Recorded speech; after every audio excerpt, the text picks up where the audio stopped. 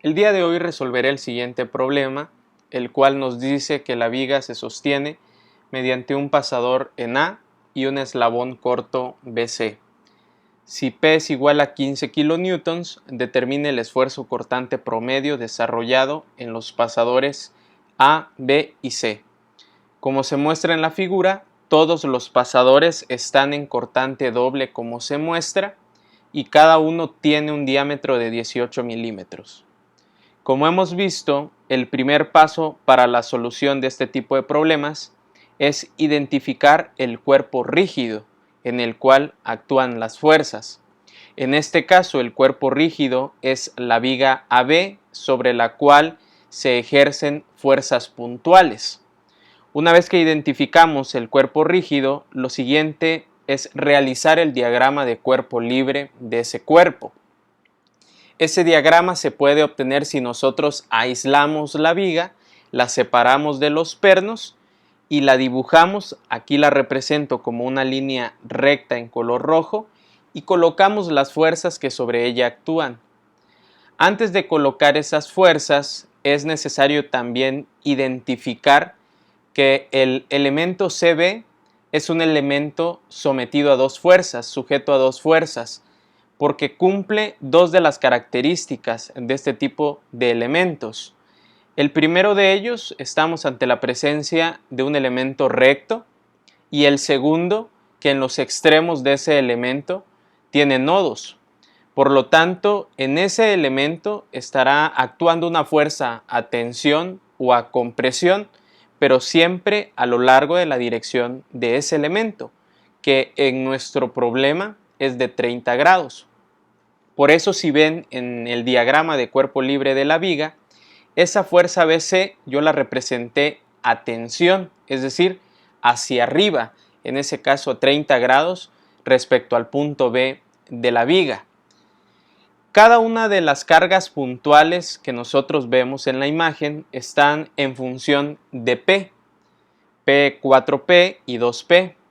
Para obtener el valor únicamente multiplicamos el valor de los 15 kilonewtons por el coeficiente que nos indica dependiendo de la ubicación de la carga puntual. Como podrán darse cuenta, debajo de la fuerza BC, aquí en esta parte, descompongo esa fuerza con base al ángulo de 30 grados. Es así que obtengo una componente FBC coseno de 30 en X y una componente FBC seno de 30 en Y. Ya terminé de dibujar el diagrama de cuerpo libre, colocando la fuerza BC y las cargas puntuales. No nos olvidemos que al aislar la viga, tenemos que pasar las restricciones que el perno A realiza sobre ella. Recordemos que un perno tiene dos fuerzas restrictivas, una en el eje X y una en el eje Y. La dirección en las cuales actúa esa restricción en A pueden ser positivas o negativas, dependiendo de cómo nos dé el resultado. Si nos da un resultado negativo, entonces nos indicaría que la dirección colocada al inicio del problema es incorrecta. Sin embargo, si ustedes se fijan aquí, si la fuerza BC yo la coloqué a tensión en la viga, genera una componente en X negativa, a X tiene que ser positiva para que pueda contrarrestar esa fuerza. Por lo tanto, la coloco hacia la derecha. Si tengo cuatro fuerzas puntuales en la viga actuando sobre el eje Y negativo y una fuerza BC cuya componente es positiva, probablemente la componente AY actúe en el eje Y positivo. La coloco hacia arriba.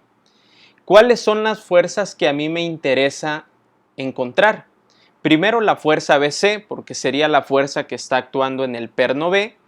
Y segundo, las dos fuerzas AX y AY que me permitirán encontrar la fuerza resultante en A y por lo tanto el esfuerzo cortante en A. No determino, no menciono ahorita el pasador B porque es la misma fuerza que actúa en el pasador B por ser un elemento sujeto a dos fuerzas. Si nosotros identificamos, por ejemplo, ese elemento y aquí tenemos el perno B y este es el perno C. Por el principio de acción y reacción, entonces la fuerza BC estaría hacia abajo, ¿sí? Y tendría la misma magnitud que en la viga. Aquí, por el principio de acción y reacción, iría hacia arriba. Estaría actuando a tensión, pues. Una vez que encuentre, repito, el valor de la fuerza BC, estaría encontrando el valor de la fuerza que actúa en el perno C. El siguiente paso, una vez que identifiqué el cuerpo rígido, realicé el diagrama de cuerpo libre, es establecer mis ecuaciones de equilibrio.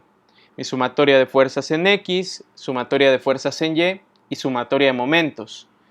Voy a realizar mi sumatoria de momentos alrededor del punto en donde tengo mayor cantidad de incógnitas y ese punto es el punto A. Sumatoria de momentos alrededor del punto A es igual a 0 y puedo identificar del diagrama simple que dibujé al inicio del problema que la componente en X de la fuerza BC no genera momento porque la línea de acción de esta fuerza pasa por el punto en donde estoy calculando el momento.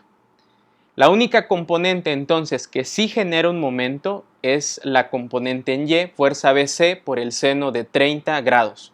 Obviamente también generan momentos las cargas puntuales P, la de 15 kilonewtons, las dos de 60 y la de 30 kilonewtons. Recordemos que toda aquella fuerza que intenta girar al cuerpo rígido respecto a un punto en sentido horario genera un momento negativo, mientras que si lo intenta girar en sentido antihorario, el momento es positivo. Es así entonces que la fuerza BC seno de 30 genera un momento negativo que tengo que multiplicar por su brazo de palanca. ¿Cuál es el brazo de palanca? La distancia que habrá del punto A hasta un punto sobre la línea de acción de la fuerza, que en este caso sería la distancia que hay de acá hasta acá, aproximadamente. Esa distancia es la longitud total de la viga, es decir, 5.5 más 1 metro más 1.5 más 1.5 más 0.5, que nos da un total de 5 metros. Y ese procedimiento, el cálculo del brazo de palanca, se tiene que hacer también para las 4 fuerzas puntuales que actúan sobre la viga, las que están representadas con la flechita en color verde. Es así, por ejemplo, que la fuerza puntual de 15 kilonewtons está a 4.5 metros. La fuerza de 60 está a 3.5, la segunda fuerza de 60 está a 2 metros y la primera de 30 kilonewtons está a 0.5 metros. Todos esos momentos se igualan a 0 por la condición de equilibrio. Al despejar de esa ecuación número 1 la fuerza BC, obtenemos un valor de 165 kilonewtons. Ese es el valor entonces de la fuerza que está actuando sobre el elemento CB. Esta fuerza que tenemos aquí, 165 kilonewtons, 165 kilonewtons. El resultado que obtuvimos fue positivo, quiere decir que efectivamente la fuerza va en esa dirección y la barra está sujeta a tensión. Como necesitamos el valor de AX y de AY, tengo que plantear mi sumatoria de fuerzas en X y mi sumatoria de fuerzas en Y.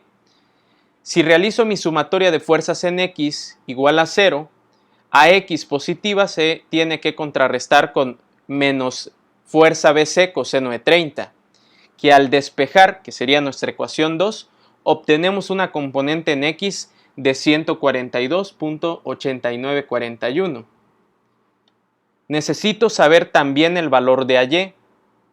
Entonces realizo sumatoria de fuerzas en Y igual a 0 y tendría AY positiva más fuerza BC seno de 30 menos la suma de las cargas puntuales. 15 más 60 más 60 más 30 nos da un resultado de 165 kilonewtons que está actuando en el eje Y negativo, igual a 0. Despejamos de esa ecuación 3 y obtenemos una componente en Y de 82.5 kilonewtons. Esas fuerzas son las que realmente se tienen que colocar en la ecuación del esfuerzo cortante. No, como mencionaba a la mitad del problema, necesito encontrar la fuerza resultante en el perno A. Y eso se obtiene elevando al cuadrado las dos componentes AX más AY y determinándole raíz. Esta operación nos da como resultado una fuerza también de 165 kilonewtons. Es decir, tanto en el perno A, B y C actuó una fuerza de 165 kilonewtons. Dada la imagen, por ejemplo, si nosotros analizamos el perno C, en ese perno ya habíamos dicho que se está ejerciendo una fuerza de 165 kilonewtons. Por lo tanto, si está contenido en dos ménsulas, en esas dos ménsulas se generan fuerzas de reacción que van en sentido contrario. Cada una de esas fuerzas de reacción equivale a la mitad de 165 kilonewtons. Por lo tanto, aplicamos la fórmula del esfuerzo cortante doble. Recordemos que el esfuerzo cortante doble, la fórmula nos dice que es igual a la fuerza que está actuando sobre el pasador entre 2 veces el área. La fuerza que está actuando en los tres es 165 kilonewtons. Voy a hacer un cálculo nada más por los tres pasadores y el área se determina como pi por radio al cuadrado. El diámetro del pasador son 18 milímetros. Entonces el radio será de 9 milímetros. 9 por 10 a la menos 3 metros elevado al cuadrado y multiplicado por 2pi es lo que nosotros vamos a utilizar para dividir la fuerza de 165 kilonewtons. Al hacer esta operación, entonces obtenemos un resultado de esfuerzo cortante promedio de aproximadamente 324.2045 megapascales. Espero que este ejercicio les sirva para comprender un poco mejor el tema de esfuerzos cortantes.